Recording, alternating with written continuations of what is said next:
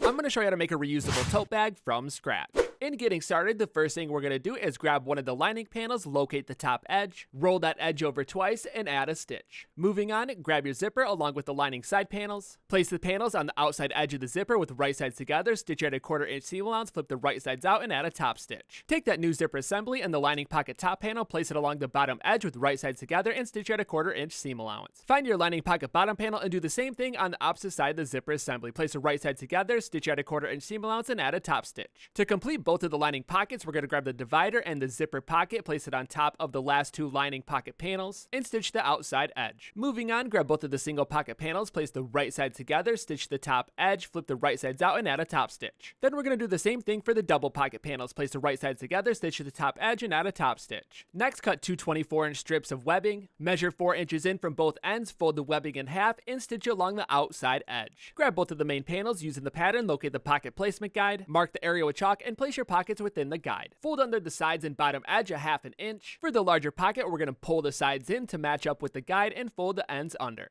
Now all you have to do is sew the outside edge and down the center if you'd like a divider. Locate the pattern one more time and chalk out the webbing placement guides. Place the handle straps within the guides and then do a box and also an X stitch. After sewing, pull the handles down, grab the lining pocket panels, line them up along the top edge with right sides together, and stitch at a 1/4 inch seam allowance. Flip the wrong sides together, lining up the outside and bottom edge, and add a top stitch along the top edge. From here, we can move on to the side panel, open it up with right sides facing up, cut two 5-inch strips of webbing, feed it through your D-ring, place the webbing on the webbing placement area, and stitch around the outside edge. With the D-rings in place, we can grab the lining panel, open it up, place the right side together, and stitch just the side edges at a 1/4 inch seam allowance. Flip the right sides out, line up the secondary with the main fabric in the center, and add a top stitch to both edges. Locate your main panel assemblies, place a side panel along the side edges with right sides together for both panels, and stitch at a 1/4 inch seam allowance. To seal off the raw edges on the inside of the bag, we're going to pinch that seam together and add a top stitch a 1/2 inch away from the outside edge. After finishing up the top stitch, add your branding, and your new reusable tote bag is complete.